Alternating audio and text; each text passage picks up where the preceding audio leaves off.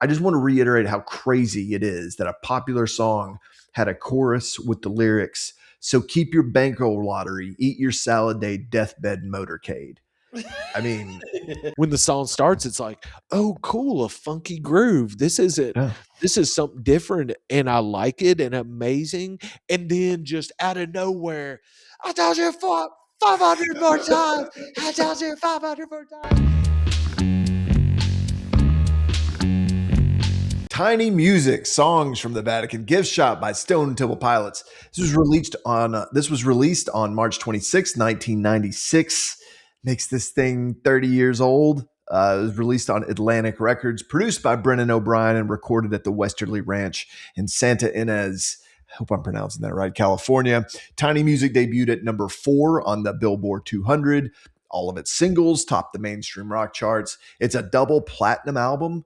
Critics were mixed at the time, which is pretty much par for the course for Stone Temple Pilots. And we're going to talk about why we love this album, what it meant for STP, and we're doing a track-by-track breakdown of this album that redefined a band, and for my money, remains one of the best alternative rock albums of the decade.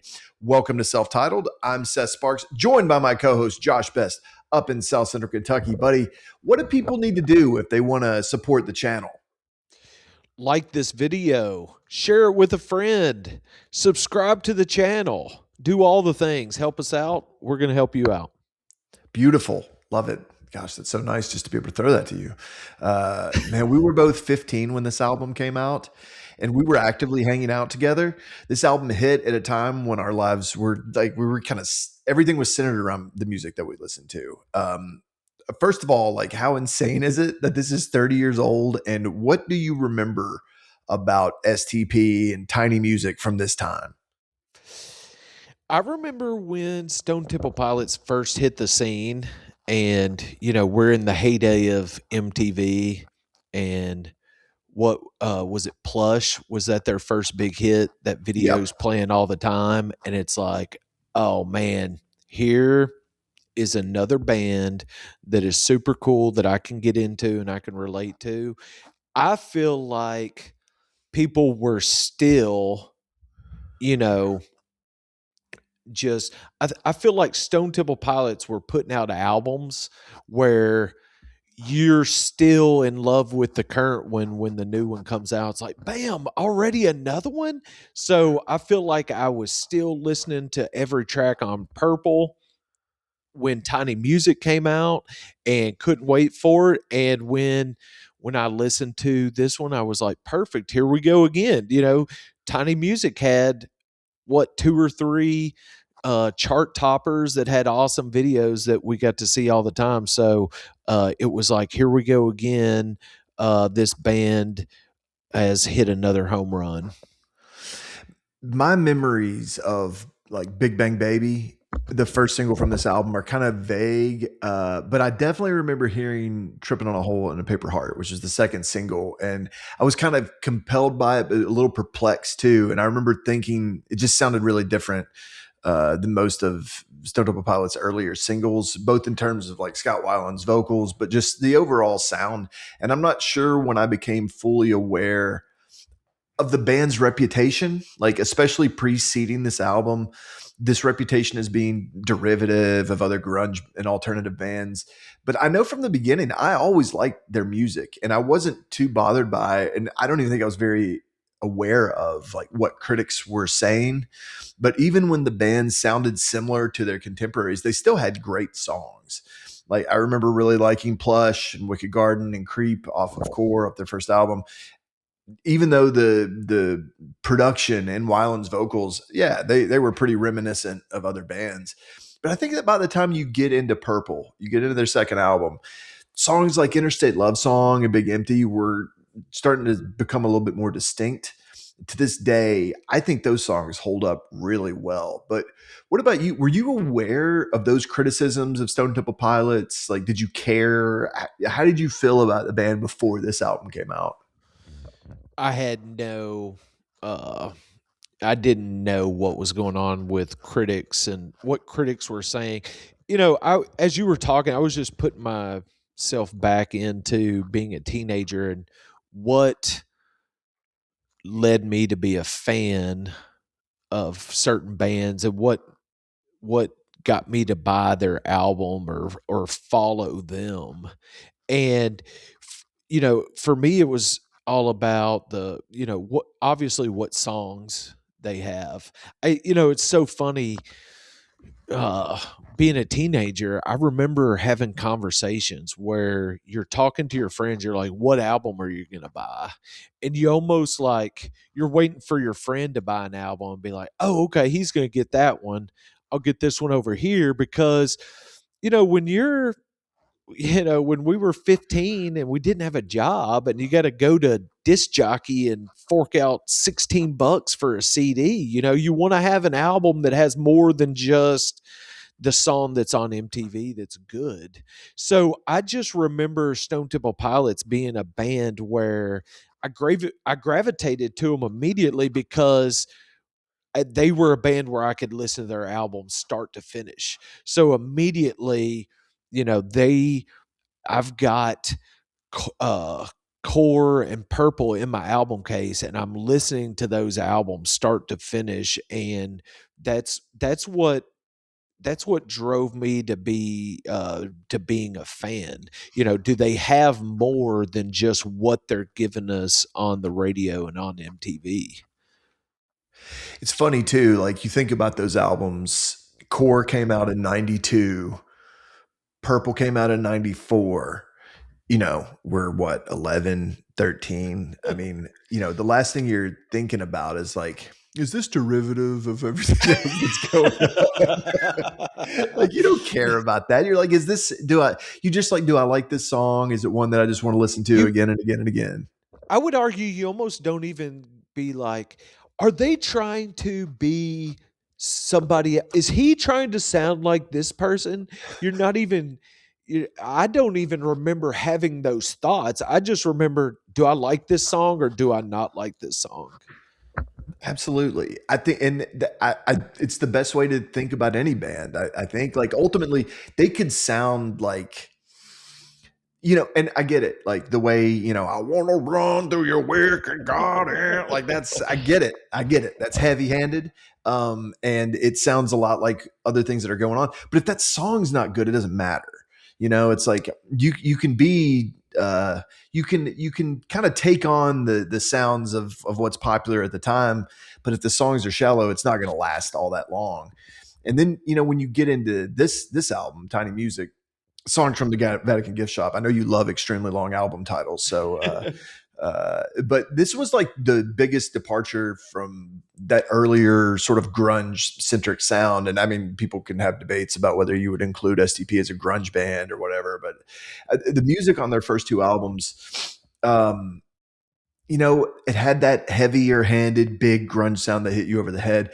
But this was very different. Those first two albums are like a big blunt instrument that just hits you over the head, especially the first album. But Tiny Music sound was just so different. It was more like cutting. It's hard to explain, but it's kind of has a jagged, angular. It's more reminiscent of T-Rex, early Bowie, like a little bit of psychedelic era Rolling Stones. And it's even more interesting. Like when I was researching this album, I wasn't really aware of like who produced it. I knew they'd worked with Brendan O'Brien on some albums, but I thought, well, I think he might have produced the first one and they probably got someone else for the third one because it sounds so different. But he actually produced all of these albums. You'd think that with such a different sound, there would be somebody else manning the controls. But I mean, credit to him for pivoting in the approach that the band wanted to take. And they definitely morphed into something more unique on this album, I think, because I think a lot of that you have to credit to Weiland for just embracing a more distinct vocal sound, because on Core and Purple, he writes great melodies, but his vocal style, it's like, it's in keeping with that deeper guttural thing that was in vogue at the time. But on Tiny Music, he sings higher. He has this like raspy, biting style. And I think that's him at his best. But like, what is that fair too? Is that kind of how you hear it? Like, what's distinct about this album Yes. as composed to the previous stuff? Yes. I think Stone Temple Pilots is that great, unique band. Maybe not unique, but they have the trait or characteristic of a band who keeps growing and getting better. Some artists that we like to talk about, we think, oh man, before the corporate dollars ever showed up or they ever tasted success, they were just so great, when they had nothing to lose.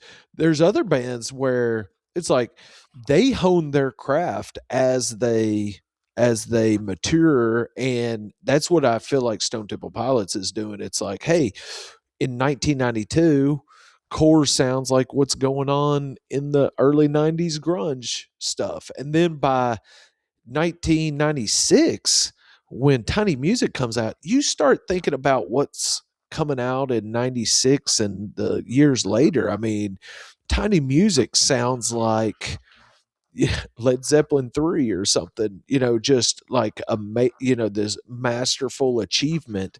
And so yeah, so that is how I see it. And I'm glad you brought that up about the sound too. I remember being a teenager, and we're getting into playing instruments and being in a band together, and so we're just consuming as much stuff as we can.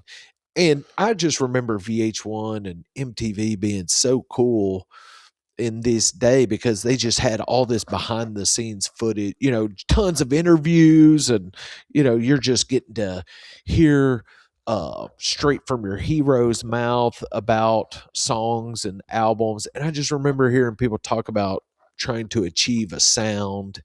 And I remember being a teenager thinking, gosh, what's the big deal? How hard is it to turn all your equipment on and get it sounding good? But Stone Temple Pilots is a band to me that just has a unique sound. And I remember putting on my headphones, putting on my Discman, and putting my headphones on and hearing Stone Temple Pilots, and it's like that sound is so big. And I think they achieve that on every album. I think every album sounds a little different, but there's something about the bass and the drums, the way that Stone Temple Pilots albums are recorded, where it just, like you said, thumps you over the head. You feel it in your chest, and it's big and it's huge and it's rock and roll. And I've just always, and I think their sound stands up today. 30 years later, it still sounds amazing. Yeah, 100%. And they wanted to take a different approach with this album. So they rented this estate out in Santa Ynez in Santa Barbara County. They they were enamored with that idea for some time. A lot of great albums have been recorded when bands basically moved into a house and devoted themselves to recording. And it's a lot of the albums that we've talked about on the show. They did the same approach, but there was this added benefit of like keeping Scott Weiland on schedule. His drug habits were in full throttle at this point. He's been arrested for cocaine and heroin possession in 1995. Had no real signs of slowing down despite being in and out of rehab during this time. And that had put a real strain on the band. The DeLeo brothers and drummer Eric Kretz had even formed Talk Show with a different singer by this time. And Weiland had also formed his own band in the meantime.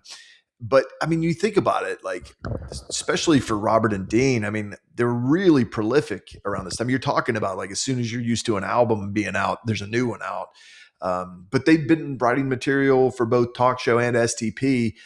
So they had plenty of material by the time that they go to Westerly Ranch. And even though they had all these ideas, the environment, and then the time available rather than like the earlier albums where it's kind of like get in there and do it and record as quickly as possible. At Westerly, they were encouraged to experiment a lot more. And so they would use like different rooms for different purposes and different sounds. They had a ton of gear to use and explore this new territory. A lot of the tension that preceded the recording of the album gave way to a little bit more of a collaborative process. They did, it sounds like I heard in an interview with Weiland, they did finish some of the production in Atlanta, especially a lot of his vocals. So yeah, I mean, it's an interesting history. It's an interesting space that they're in. And I do think that there's just this willingness to be like, hey, we're going to go for something a little different. And to me, I think they pulled it off in the point that I think this is like kind of STP at the peak of their powers. Really finding a voice that doesn't sound anything like anybody else. It's just like, wow, this is unique. And I felt that at the time. And yeah, is there anything else that we need to cover before we just jump into the track list? I can't think of anything. I'm excited to talk about these songs because there is this just wide range of genres and songwriting on here. I'm sure when you look at this album and the songs that make up the album, I'm sure somebody was in their ears saying, "Hey, give us 3 or 4 radio hits, and then you can do whatever else you want. But we need, if you'll just let us make some money with 2 or 3 songs, then you can do whatever." Yeah, absolutely. Because it's funny too, and we'll get into some of the singles. We'll just jump right into the track list. But we start off here with "Press Play," this instrumental song that's credited as being written by everybody in the band. It's over a minute long. At first glance, like this is kind of a rather like innocuous track to start an album. Almost like it almost reminds me of like the music that's playing on stage as a band walks on to start the show. But when you look at those first 2 albums and how they started, it's much more heavy and in your face. This feels almost more of a statement that this is going to be different STP than the albums that you've heard before. Brendan O'Brien plays keys on this. Band is obviously experimenting musically. Weiland plays some percussion. Dean plays a little bass. Robert plays a little guitar. It's kind of an innocent sort of opening to this, a gentle opening into the album, but it's a cool opener.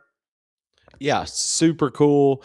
Um, you know, I can remember when this album was current, thinking I'm sure I skipped it a lot because I'm thinking, all right, this is fun, but let's get to the meat of the bones. Now it's like this fun like little intro tease. It's like, okay, here we go. And I mean, that slide guitar is just super fun and amazing and sounds sweet and so yeah, super cool opener track. And then it gives way to, like you said, the album, the song that you were probably skipping to, "Pops Love Suicide," and you find out like, okay, what can I expect on this album musically? This obviously isn't that sludgy, heavy stew that you heard on Core and Purple, uh, but it's not lacking when it comes to like gnarly guitars, but just like a ton of swagger. Like this album has so much swag going on. The music on the album, especially like the riffs, and I've been trying to play along with this album a lot while we've been preparing for this. They're wild, man. They're really brilliant just in how unexpected they are. Like when you zoom out, you hear the overall sound and like the groove of a song, you don't really think about that. But when I really listen to what Dean is doing, it's not like intuitive, right? I mean that in a really complimentary way. It's just unexpected, and you're like, wow, I didn't realize that's what he's doing, and it's weird and it's all over the place, but it fits so well. And he's credited as the writer of the music on "Pops Love Suicide," but that is true of his playing throughout the entire album. And by the way, when I reference who wrote a song on this album, Weiland's credited as writing the lyrics for every song, but then different members get credited for writing the music to it. But yeah, a lot of movement, not a ton of like sitting on chords. And Robert's the same way on the bass side of things. Like, I mean, we'll talk a little bit more about him, but he's right at home in this type of environment. He's one of the more inventive bassists of this era. The outro on this song is awesome. Just kind of this all out frenzy with Dean solo, but just a great way to establish this like new sound that STP found on Tiny Music. Yes, and it's not heavy and sludgy, but it is big and in your face, and it punches you in the nose. I think it's just this album has a sound that I don't know how to describe it or how they achieved it, but it's just very distinct to me, and you hear it just immediately on the guitar and bass on that uh chord progression or riff or however the way Pop's Love Suicide starts. I mean, that sound is just so gnarly and growls at you. And then Weiland's vocals, I mean, the vocals that he writes for himself are, extremely challenging. And I feel like Scott Weiland is a singer that is very hard to replicate or duplicate because the strain that he puts on his voice to achieve what he's doing is really incredible and fits so well. Excuse me. Just fits the song so well. So I think we'll talk about it more as we talk about more tracks, but I just think Stone Temple Pilots as a band is just one of the best collaborative songwriting bands of their era. Absolutely. And then, with Tumble in the Rough, song number 3, Weiland gets the full songwriting credits on this one, also for the music, not just the lyrics. But man, this song and Big Bang Baby, probably my favorite 1-2 punch on the album. It has this like twisted G minor guitar part that opens this song, and it gives way to the opening chords. It just goes from like a G to a B flat, that classic chord pattern of going up from the root to the third. But for me, this album is at its best when Dean in particular settles into these jagged, slinky grooves. Like it's hard to put words to it, but there's this almost like, I've always thought this when I hear the Rolling Stones, right? Like the Stones have this thing where they can sound really tight, but also really loose at the same time. Like sometimes I'm hearing Rolling Stones songs and it's like, it sounds like this is the first time they played this song, but not in a bad way. It's difficult to articulate, but Right. Stone Temple Pilots, it's a little, I wouldn't say it sounds like the first time that they played these songs, but it is loose, but it's confident, and yet it gels perfectly with like everybody's strengths, like with Weiland and the DeLeos and Kretz. Tumble in the Rough, along with the next song, I just package this perfectly. Like I mean, even the first, if you wanted to include song number 2 in there too, it's like it's just boom, boom, boom. Like this album's off to the races. Right. And you feel like when you put songs with the same tempo kind of, and the song starts right off the bat with no like build up, it just starts right with the bang. It's like when you end a song with the bang and it's cut 1 second, bam, right back in. It's like no time to stop. It's like DJ can't change the track now. It's like, oh, we're already in it. We got to keep going. It's like Netflix putting you into a new episode. It's like, shoot, I wasn't gonna watch anymore. And so, yeah, these tracks just roll one into another, and I think Stone Temple Pilots did that on Purple and number 4.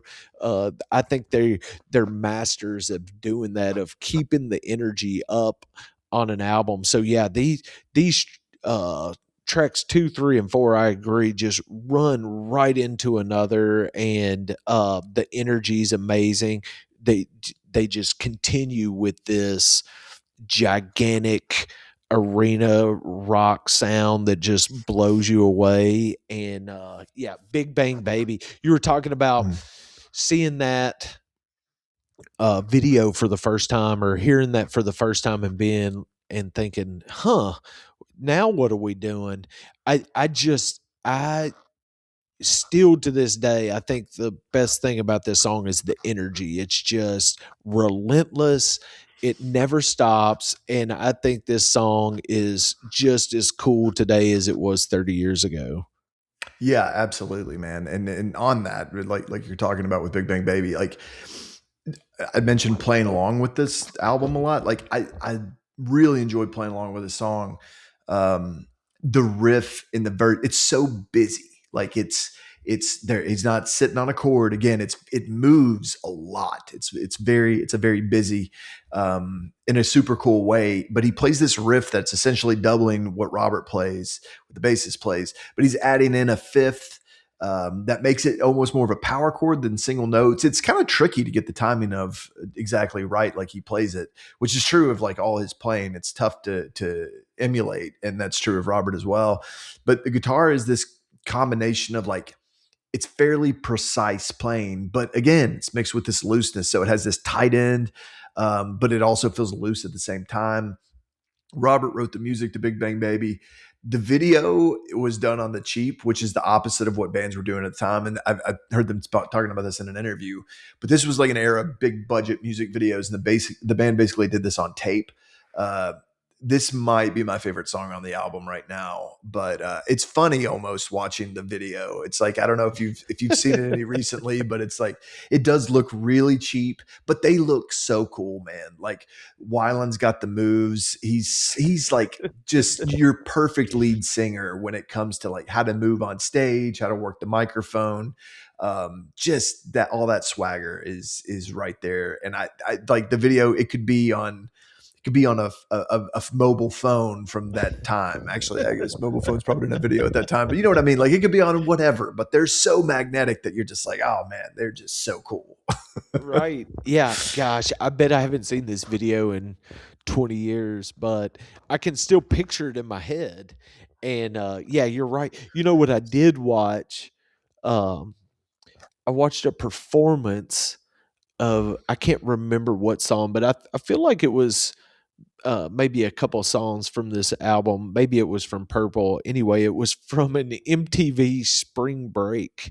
It was like, all right, now we've got Stone Temple Pilots, and they just come out and play like three or four songs live on MTV, and you know, Weiland looks like a mess. But the sound that they achieve with just one guitar, and you know, they just had one guitar on stage, and you know, they'll Dean will just like rip off a solo, and it's just with Robert playing the bass line in the background, and then you know, Scott was just a master of the stage, and you know, commanded attention, and was so much fun. So yeah, yeah, great band. But yeah, they could pull off a low budget movie video where there's really nothing going on but Scott Weiland dancing. Yeah, and at some point he's throwing around cash. It's like it's just it's amazing. It's so cool. Lady Picture Show. The music was written by Robert DeLeo. I remember really liking this one when it was released as a single because it's just so melodic. It has that sort of 60s, 70s pop rock approach, which makes it stand out from the rest. Everybody talks about how this is kind of a Beatles-esque song, but great vocal performance from Weiland. Really dark subject material if you read what he's writing about here. Like he said on Stern that it was about a peep show, but he wrote in his memoir it was about like an assault on a peep show girl who falls in love. So I didn't know any of that stuff. It's just it's a strange subject matter to have in such a beautiful song. Super cool solo from Dean as well. But yeah, I mean, this one for me was right up my alley at this time because it's like, you know, I was so drawn to Beatles-esque stuff anyway. And for them to be able to pull that off in the midst of this more like just in your face rock, I think it kind of shows how versatile that they were. Melodic. I'm glad you said that. That's a word I thought of earlier before when I was getting my thoughts together for today. I think that was what drew me to Stone Temple Pilots and why I still love them today is even though they have this grungy, growling, so big and heavy sound, everything, their songwriting, everything is so melodic and so beautiful. It's almost like all their songs could be written and played in any style with any instruments. You know, it's like this would be a beautiful song if it was just done by a symphonic orchestra, you know, or whatever. So I think that's probably what drew me and probably a lot of Stone Temple Pilots fans, even if they can't put a finger on it or recognize it it is so melodic, and Weiland does write beautiful vocals. I read something about the DeLeo brothers process to writing music, and they have a minutes rule where they said, when they search for a structure to a song, if it doesn't come to them within minutes, they a lot of times just scrap the song and Huh. move on to something else, because if things get too challenging, they just have a theory that it wasn't meant to be, and or not too challenging, but just like too complicated. Hmm. Why overcomplicate it, And so you have these brothers who have this steep tradition in music. They grow up listening to music, and they're exposed to a lot of things, and so they love playing music and seeing where the chords and the structures take them, and they love just going on that journey and say, and I'm sure, for I don't know this because I don't play guitar, but I'm sure that's why when you're playing the songs, you're discovering something that's like, that's unique. I like, because I'm sure you experience this. You start writing songs and you're like, your natural instincts take you to the same places a lot of the times. And then you're like, you start writing a song and you're like, well, that I like that, but that's kind of just like this song over here I wrote 3 years ago. So you're Yep. like, let me take it to this other place. And I have, my wife is fans of artists. I was just listening to one the other day, a Nashville singer, songwriter, artist, um, where we're listening to a song, and I'm thinking, gosh, that seems very complicated, like almost like hard to sing along to. And I feel like a lot of her music sounds a lot of the same. And I'm like, I'm sure it's complicated because she's using effort to for this song to not be like her same song over here. But if it's complicated and it's hard to play, and it's quirky or weird and not fun to play, it seems hard, Mm. then scrap it and throw it away, and it wasn't meant to be. I like that theory. I think that's really good. And so I think the DeLeo brothers are just great songwriters. So Lady Picture Show, you know, that was one that I feel like that's the song off this album where it was like, okay, everybody in our class liked this one. It's like you Yeah. threw that on at a party. It's like the girls like it, the guys like it, everybody liked this song because it's sweet and beautiful, and it is. I think it is just a really great song that stands the test of time and is an achievement. So, love Lady Picture Show.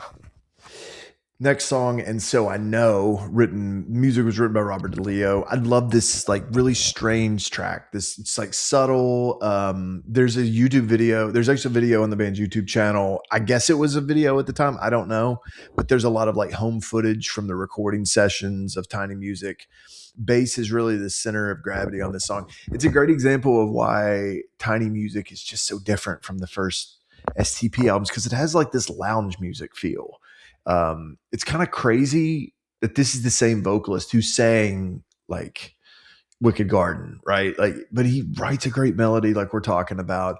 And there's this jazzy guitar solo that kind of floats above this bossa nova groove. I think Robert was like heavily into bossa nova around this time, so not a huge surprise that he wrote this song. But you make a good point, which is like it's difficult to break with your own habits and with your own comfort zone in music because you do like you're trying to follow your intuition when you're writing something and just go with what feels right and what sounds pleasing to your ear and what you enjoy. And then there's another voice in your head that is almost making it more cerebral. And it's like you're less about feeling and you're thinking like, that sounds too much like this, or let's try to take this in another direction. And it can be tricky. So I think it's really impressive that this is the same band that, that had those other two albums. Especially the contrast from the first album is pretty significant. But I like this. I like this gear. I don't know if you even hear this a lot after this album, but I like it that they go here on Tiny Music. Yeah, I like this song, and I love this song starts the like back half experimental part of the album, which is my favorite part of the album. And yeah, this I think this song is so cool. Love this song. This is one, where 15-year-old Josh probably just skipped the next track and maybe didn't give this one much time, but today I'm looking forward to this track when it comes up. Yeah, same here. But next song, "Tripping on a Hole in a Paper Heart," dude, this was great then. It's great now. Everybody's so tight. Everybody's kind of firing on all cylinders. It's like this dude. This is incredible stuff. And this was mostly like musically written by Kretz, by the drummer. I love the way that the verse segues into the chorus. It's like this great transition from a frenetic kind of in your face verse to something kind of surreal, unsteady, more psychedelic. But Dean's bass line, Robert's bass line is just so nasty. He can really fit so many notes into a phrase without it feeling overplayed. He's really good at that. It's very McCartney-esque in that way, very jazz-esque. And he's talked about being influenced by some of the Motown guys. It's just so busy, but absolutely essential. It's like no note is frivolous, even though there are a ton of notes. But Tripping on a Hole was on an alternative rock Billboard chart that we reviewed a while back. And I mentioned this then, but I want to say it again. I just want to reiterate how crazy it is that a popular song had a chorus with the lyrics, "So keep your bankroll lottery, eat your salad day, deathbed motorcade." I mean, I don't know, man. One of my favorites on the album, though. This song has energy. It has all the qualities that I associate with this album. I'm all about it. That's what I was gonna say. It would not matter what the lyrics are to this song because I feel like I feel like we were all singing along and nobody knew what the heck the words were, and it just was like phonetic sounds, like Yeah. nobody knew what they were singing. It was just I'm in the groove and I don't know what this is, but I'm all in and I'm gonna take it where it goes. I can remember when the song first came out being like, I know everybody likes this, but this is kind of hard for me. It's like just a little off.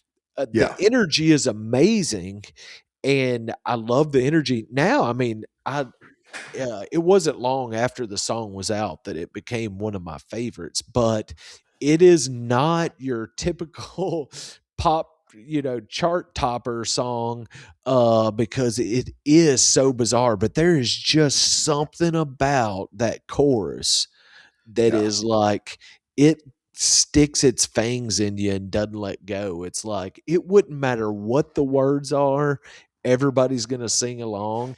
And to think that where you start on the verse that you end up where you do on the chorus, it's like, what? These are the same these are the Yeah. same songs. But yeah, just what another for me, just another one of those, where did this song come from and how, what planet did Stone Temple Pilots discover where they grabbed this song and brought it back to us? I know. You could almost say the same thing about the next song, "Art School Girl." Once again, music written by Robert DeLeo. Another song, one of my early favorites back when this came out. Love this song. It's quirky track that fits more with the loungier side of this album, especially in the verse. The chorus becomes like something else entirely. The song is supposedly written about Weiland's girlfriend from before he joined the band. And again, according to internet research, take this for what it's worth, she set his car on fire. I think this is a good place to stop and ask, is Scott Weiland a good lyricist? And I ask this because I've always been puzzled at the lyrics of this chorus.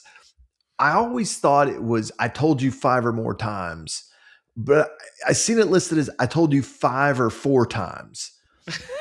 either way, I know this guy's high a lot, but is that like a really cool lyric or more like what the hell are we talking about here?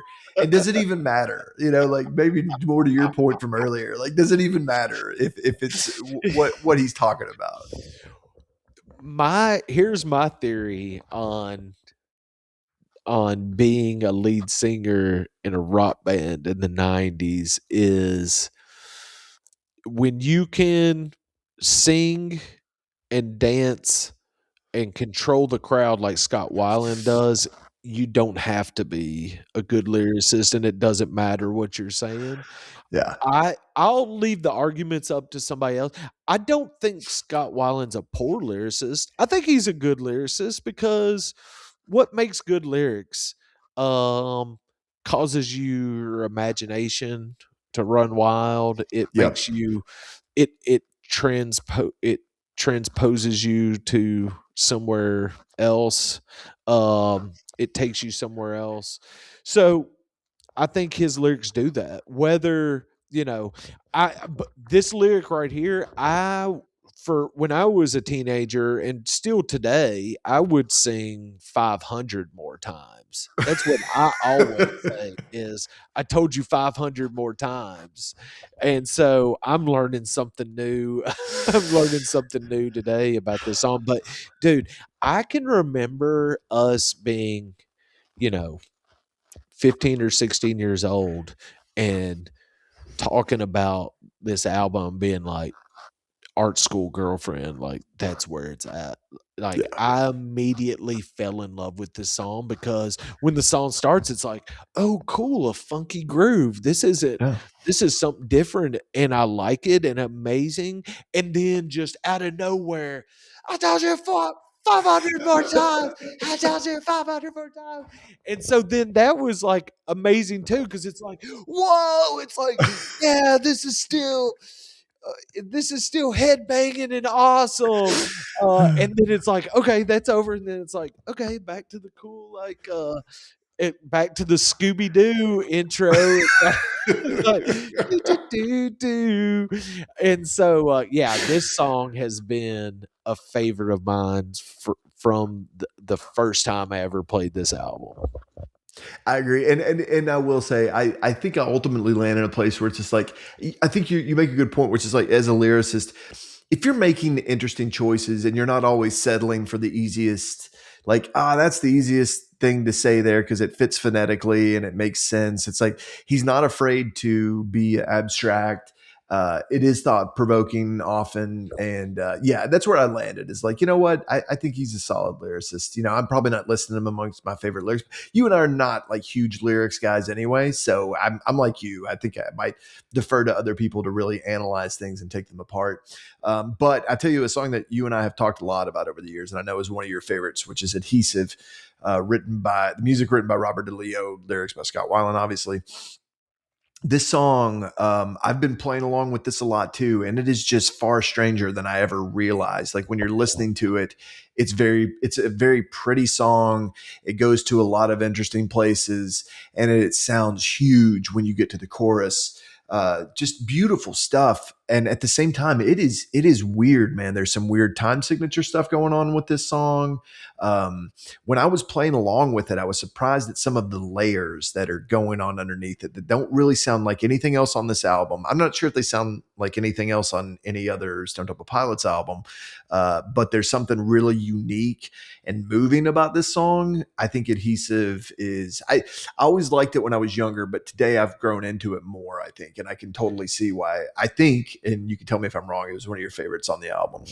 Yeah, yeah, it was. This is one of those songs where it's like I probably listened to this album 100 times for the first 2 or 3 years it was out before I even realized this song was on the album. And it's like you're just actively listening to it sometime, and it's like that verse starts, and you're like, "Oh, I'm gonna change the track." And then you're like, nope, we're not doing that this time. We're listening to it all the way through. We said we're going to listen to every song. And then it's like that chorus hits, and it's like, oh my gosh. that chorus has a hook where Yeah. it's just it sinks your teeth in. It doesn't let go. It's like you'll sing that chorus and you don't even know where it came from or what it is, and then it's like you have to like keep going, and it's like, oh, that's Adhesive. Or when it first happened to me, I couldn't figure out what it was. It's like, I think it's Stone Temple Pilots, let me go find it. And so I remember the first couple times I found it, I was like, man. And I would listen to Adhesive from the start, because I would start that song and be like, nope, couldn't be this one. You hear that verse, it's like couldn't possibly be this song. And then when you do discover it is, you're like, oh my gosh, they went from that verse and got to that chorus. Like, what in the world? And so, yeah, and the time signatures, it's like sometimes it's like, oh, is it a struggle? Are we gonna get there? It's like, oh, we're there. Yes, we made it. But it's like, I think that's what makes the hook, It's like the struggle to get there, and then when it all works out and it's all like what they do with the vocals there. I mean, is that does Stone Temple Pilots do that on any other song where it sounds like a choir hits the downbeat and like holds it a long time while Weiland is singing, the lead? I can't recall any other song where they do that. I'm a sucker for that. I love that. I love music like that.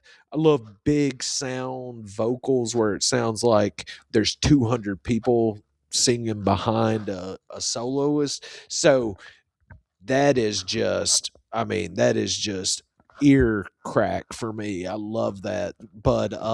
But yeah, I cannot say enough things about it. Then there's a trumpet solo in there. Like, Right. what? Like, where does that come from? I'm a horn player, so immediately when I'm in high school playing trumpet in my band and there's a trumpet solo, I'm like, where did this come from? Like, this is amazing. Stone Temple Pilots is playing jazz now. Like, what in the world? So all these amazing components just make up just a super interesting song with a hook that will get its teeth in you and never let go. Yeah, man. This is very sophisticated, and I think it's something that is in a lot of Stone Temple Pilot song that's sometimes masked by how heavy it can sound, or how they have a lot of just that sludginess that's going on. Even in earlier stuff, like they're doing things that other bands aren't doing that really requires a level of musical sophistication.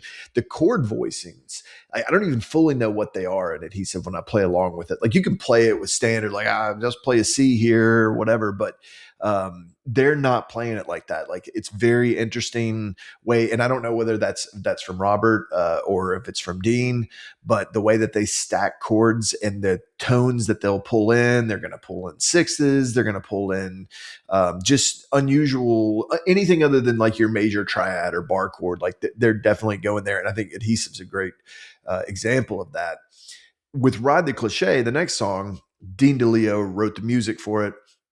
And you can tell, like, this is such a guitar song, but it's like everything else on this album from a guitar standpoint. Like you're hearing it and you're just hearing like this one really cool sound. And then you kind of open up the hood and dig in. It's like, okay, what's Dean doing here? You're trying to play along with it. And you're like, it's almost like opening up the hood of a car and just not like, I've never seen an engine like this. I don't like, who put this together, because this is crazy.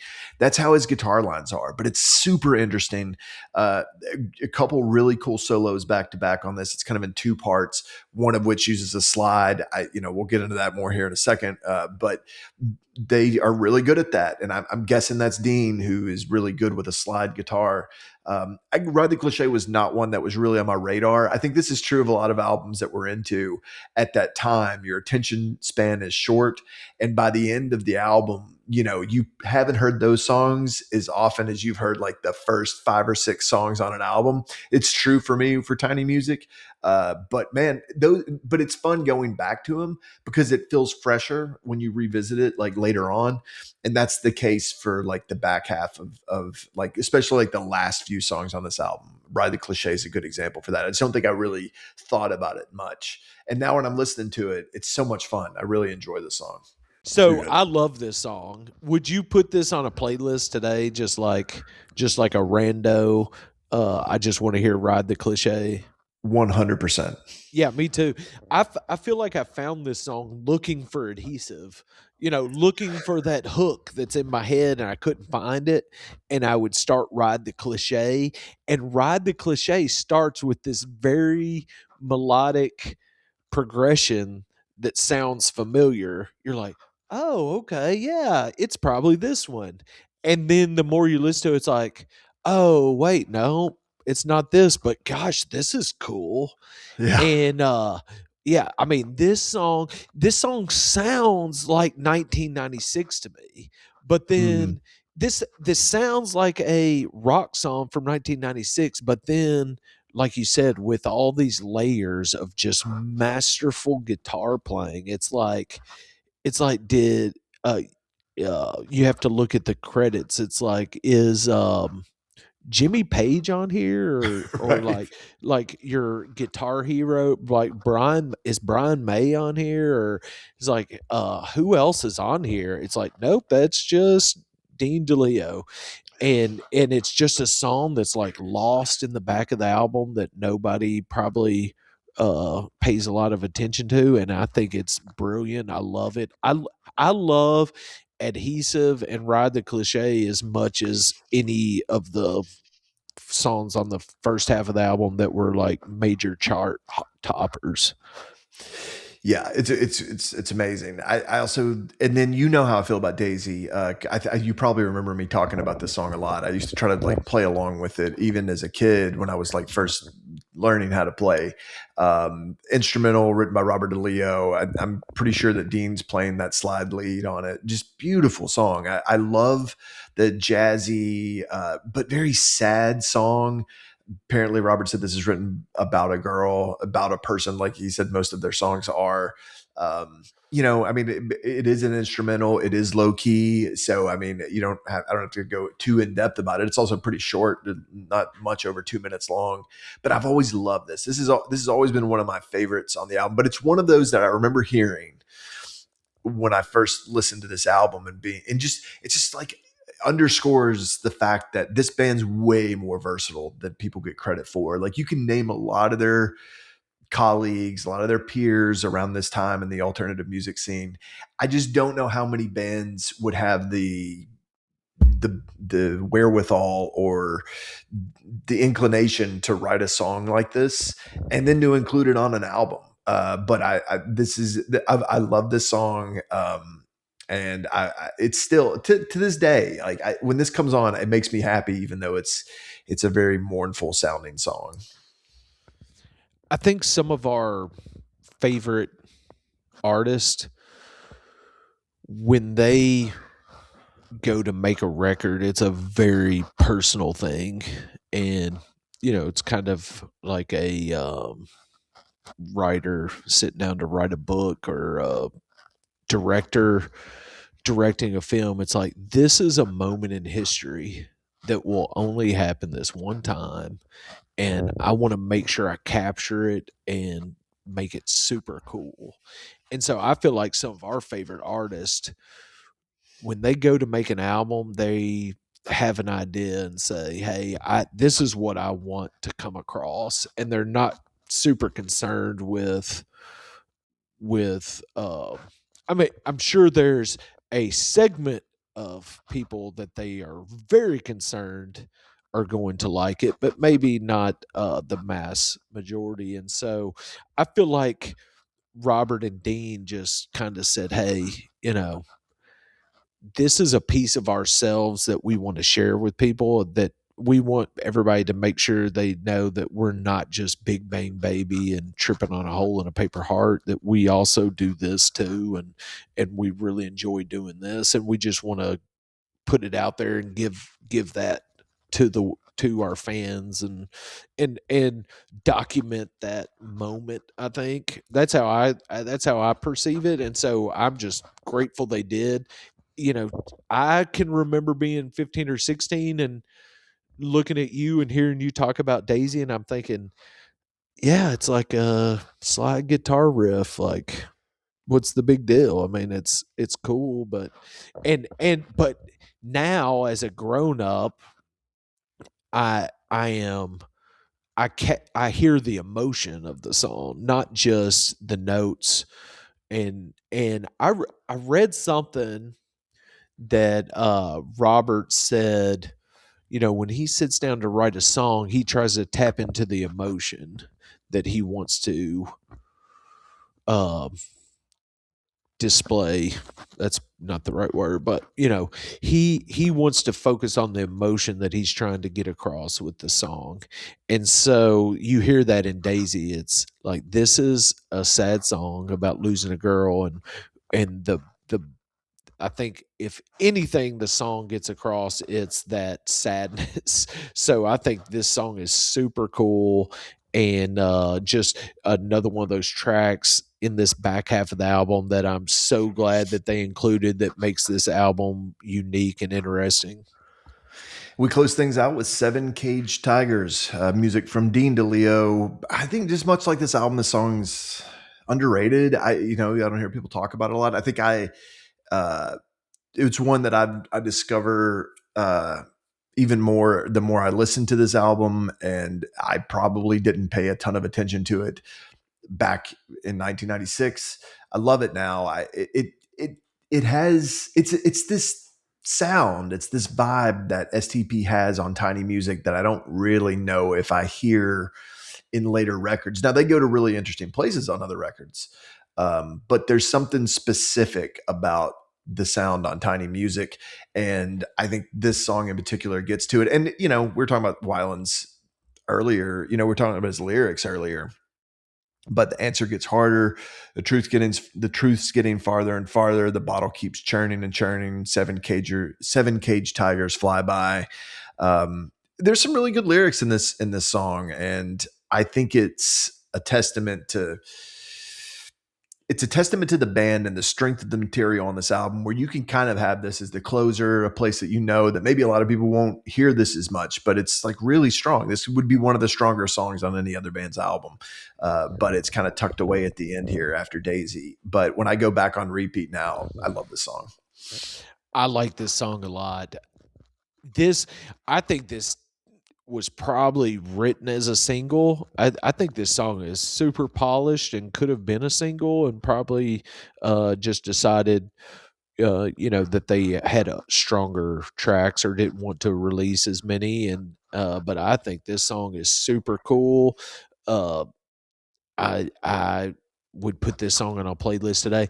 A lot of the same things I said about the guitar playing of Ride the Cliche, I think there's great guitar playing in this song also, and the melody's amazing. Yeah, this is a song that probably when I was 16 listening to this album, didn't make it to this track, and didn't know this song existed for a long time. But once I got to this song, I really liked it. So there's Tiny Music. Great album. I do think it stands up as one of the better albums of the decade, not just like one of Stone Temple Pilots, but I think it just occupies this really weird space where there's like some throwback to earlier times in this, late 60s or 70s music. It has sort of this glam rock feel, kind of a post-punk feel sometimes, but it really deviates from where they had been. It deviates from everything else that's going on in the music scene to be just this really singular sort of sound. I'm a big fan of it. When you look after this album, we saw them. I don't remember when we saw them. I think you were there though. I think we saw them at Louisville. Maybe I can't The even remember where. Palace. The Palace. Okay.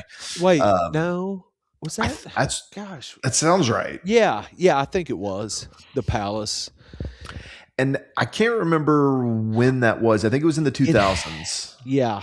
I feel like they were playing a lot of songs off 4, but That they sounds right. but I don't know if they had a newer album. What I don't know when that album was. Shangri-La, was that after 4?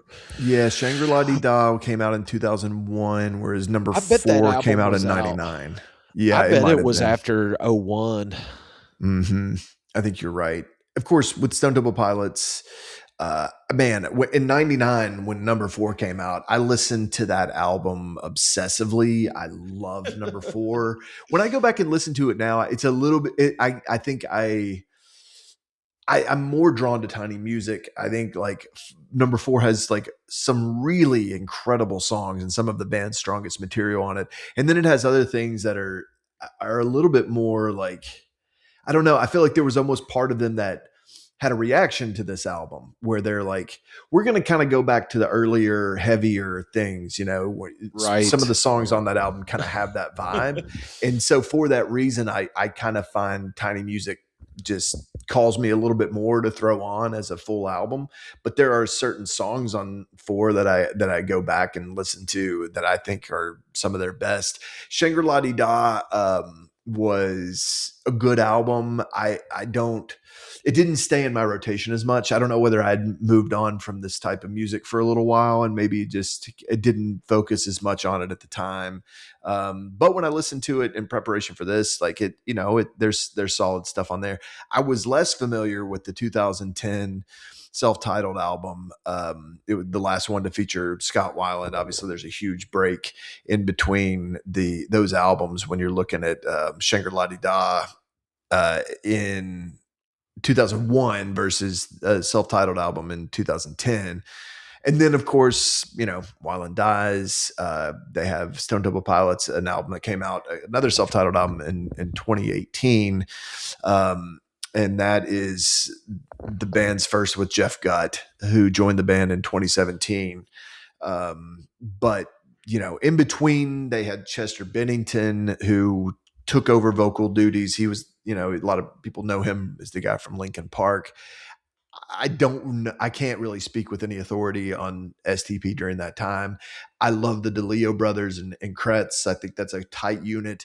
I don't even know that much of Talk Show. I should probably give it more of a chance. I should probably give their other stuff, like their non-Scott Weiland, Stone Temple Pilots stuff, more of a chance, because with that level of I don't know, of awesomeness that those 3 people can bring together, I'm sure there's some gold in there.